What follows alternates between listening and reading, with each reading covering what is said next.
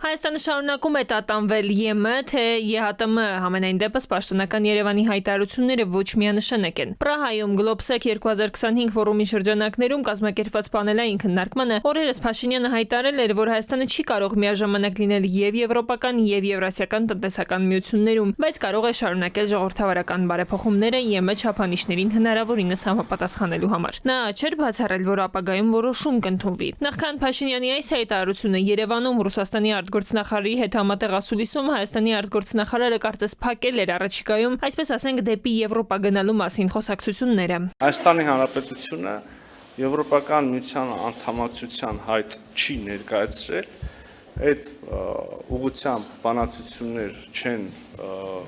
վարվում։ Գուցե հայկական կողմի ցանկությունը մեծ է Եվրոպական միության անդամ դառնալու, բայց խոչընդոտներն են շատ։ Միջազգայնագետը կարծում է, որ նախ ԵԱՏՄ լքելը մեզ համար ցնցումային կլինի ոչ միայն տնտեսական, այլև քաղաքական առումներով։ Մյուս կողմից հարցնում է, արդյոք Եվրամիությունը դռները բացել ու սպասում է մեզ։ Կարծում է ոչ, թվարկում պատճառները։ Իրենք ունեն նպատակներ Հայաստանը դարձնել Եվրոպական միության անդամ, բայց արդյոք նմանատիպ նպատակներ կան Եվրամիության կողմից, որպեսզի Հայաստանը դառնա անդամ պետություն։ Արդյոք մեր ստանդարտները այսօր, որ մենք ունենք, խոսքը վերաբերվում է այն ապրանքներին, որոնք արտադրվում են Հայաստանի Հանրապետությունում, համապատասխանում են եվրոպական ստանդարտներին։ Արդյոք մենք լուծել ենք բոլոր մեր խնդիրները մեր հարևան պետությունների հետ, առաջին հերթին Թուրքիայի եւ Ադրբեջանի հետ, որպեսզի լոգիստիկայի տեսանկյունից եւս հնարավոր ունենանք կապվել եվրոպական շուկայի հետ։ Այս հարցերը, երբ որ մենք ուսումնասիրում ենք, ապա փաստ է դառնում, որ Հայաստանը այսօր եվրոպական միության անդամ պետություն չի կարող դառնալ։ Այն, որ Հայաստանը պետք է ի վերջո կողմնորոշվի, ռուսական կողմը հաճախ է կրկնում, նաև հիշեցնում։ ԵԱՏՄ-ից դուրս գալն ամեն դեպքում ռիսկեր է պարունակում։ Երևանի այդ քայլը Տիտանիկի տոմս գնելու հետ էր համեմատում փոխվարչապետ Օվերչուկը։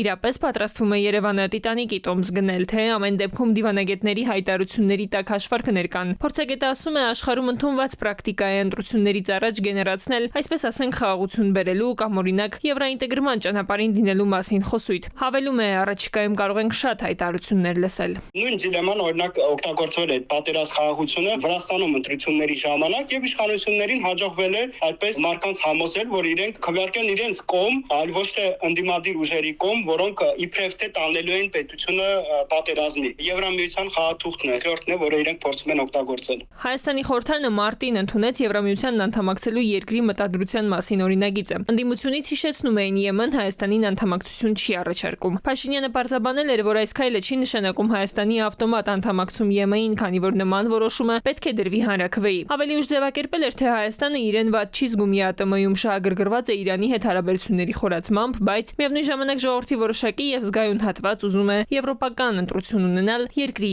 ապագայի համար։ Այս իրադարձությունների ընթացքում Մոսկվան պարբերաբար հայտարարում էր, Հայաստանում ամրապնդվելու ԵՄ-ի ձգտումը դիտարկում են որպես աշխարհաքաղաքական շահերի դրսևորում, որոնք հեռու են Անդրկովկասում հարաբերությունների իրական կարգավորումից։ Տիգրան Միկուրյանի, ժամը լրատվական։